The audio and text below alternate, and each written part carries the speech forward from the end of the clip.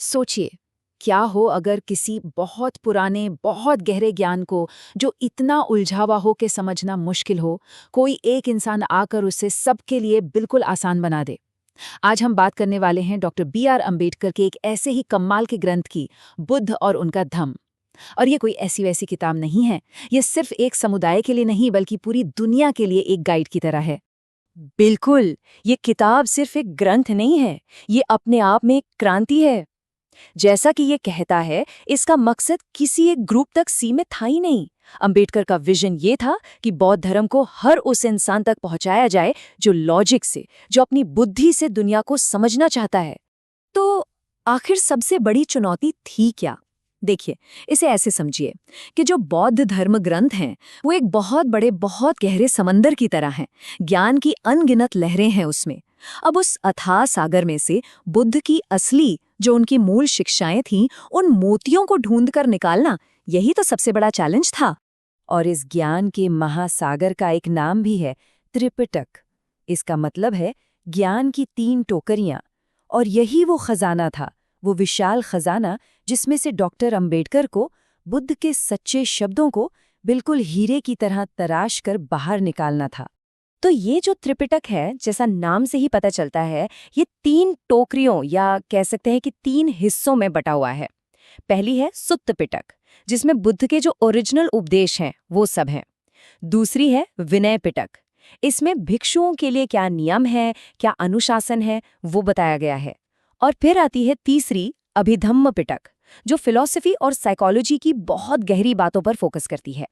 लेकिन रुकिए, अब जरा इसकी गहराई को समझिए। ये सिर्फ 3 किताबों की बात नहीं है। अरे अकेले सुत्त पिटक के अंदर ही देखिए कितने ग्रंथ है। दीघ निकाय, मध्यम निकाय, संयुक्त निकाय, लिस्ट खत्म ही नहीं होती। और तो और अकेले खुद्दक निकाय में ही 15 अलग-अलग किताबें हैं। अब सोचिए जरा, ये ज्ञान का सागर कितना बड़ा और कितना कंफ्यूजिंग रहा होगा। पर चैलेंज सिर्फ साइज का नहीं था। असली प्रॉब्लम थी ऑथेंटिसिटी की। मतलब कौन सी बात असली है। और मजे की बात देखिए, खुद बुद्ध के जीते जी भी उनकी बातों को लोग तोड़ मड़ोड़ कर पेश कर देते थे।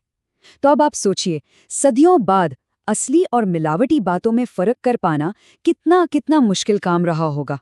बस इसी बड़े और मुश्किल चैलेंज के बीच डॉक्टर अंबेडकर ने अपना मिशन बनाया।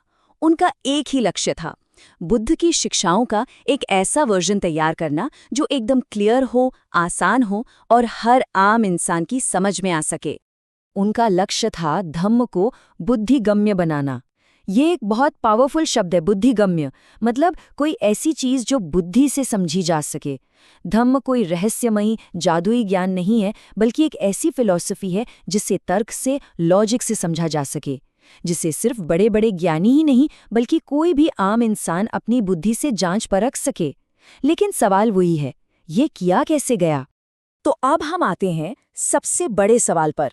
ज्ञान के इतने बड़े समंदर में से डॉक्टर अंबेडकर ने बुद्ध के असली शब्दों को आखिर पहचाना कैसे? उन्होंने कौन सा फिल्टर इस्तेमाल किया, कौन सी कसौटी अपनाई? बिल्कुल, यही यही वो सबसे बड़ा सवाल था जो डॉक्टर अंबेडकर के सामने खड़ा था। हजारों पन्ने हैं, कई बातें एक दूसरे को काटती हुई लगती हैं, तो ऐसे में सच को झूठ से अलग करने का पैमाना क्या होगा? कैसे पता चलेगा कि क्या सही है और क्या नहीं? और उनका जवाब हैरान करने वाला भी था और उतना ही सिंपल भी। उन्होंने 2 सुनहरे नियम बनाए, एक कसौटी बनाई। पहला नियम, क्या ये बात लॉजिकल है? क्या ये बात तर्क पर खरी उतरती है? और दूसरा नियम, क्या ये बात इंसान के भले के लिए है? क्या इससे मानव का कल्याण होता है? अगर कोई भी बात इन 2 पैमानों पर खरी नहीं उतरती, तो वो बुद्ध की मूल शिक्षा हो ही नहीं सकती। बस सिंपल। अब देखिए, ये फिल्टर सुनने में तो बड़ा सिंपल लगता है ना?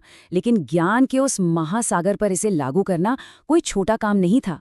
इस एक काम में डॉक्टर अंबेडकर को 5 साल से भी ज्यादा का वक्त लग गया। सोचिए, कितना डेडिकेशन, कितना समर्पण रहा होगा। तो इतने सालों की मेहनत का नतीजा क्या निकला? जो सामने आया वो सिर्फ एक किताब नहीं थी, वो बौद्ध धर्म को देखने का एक बिल्कुल नया, एक क्रांतिकारी नजरिया था। इसका सीधा सा मतलब ये था कि अंबेडकर का ये ग्रंथ कई पुरानी पारंपरिक मान्यताओं को सीधी चुनौती देता था। उन्होंने हर उस बात को बाहर कर दिया जो उनके लॉजिक और मानव कल्याण वाले फिल्टर से पास नहीं हुई, चाहे वो बात सदियों से ही क्यों न मानी जा रही हो। इसका एक बहुत बड़ा एग्जाम्पल है बुद्ध का महाभिनिष्क्रमण, मतलब उनका घर छोड़ना। जो पुरानी कहानियां हैं उनसे बिल्कुल अलग। अंबेडकर ने इसके पीछे एक सामाजिक, एक लॉजिकल वजह बताई। उन्होंने बुद्ध को किसी चमत्कारी व्यक्ति की तरह नहीं, बल्कि एक बहुत गहरे विचारक के तौर पर पेश किया, और उनकी ये व्याख्या वाकई सोचने पर मजबूर कर देती है। तो चलिए अब आखिर में इस सवाल पर आते हैं कि इस किताब का आज की दुनिया में क्या मतलब है। ये सिर्फ इतिहास का एक पन्ना बनकर क्यों नहीं रह गई? अगर हम संक्षेप में देखें तो डॉक्टर अंबेडकर का योगदान बहुत बड़ा है। उन्होंने ज्ञान के एक विशाल सागर को हर आम इंसान के लिए एक बहती हुई नदी जैसा बना दिया। उन्होंने धर्म को समझने के लिए एक लॉजिकल फ्रेमवर्क दिया और सदियों पुरानी शिक्षाओं को आज की जिंदगी के लिए रेलेवेंट बनाया। कैसे? बस उन सभी चीजों को हटाकर जो सीधे सीधे इंसान के भले के लिए नहीं थीं। और ये सब हमें एक बहुत बड़े सवाल पर लाके छोड़ देता है।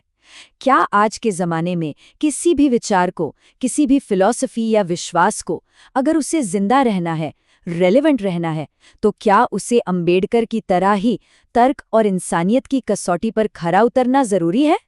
इस पर सोचिएगा ज़रूर।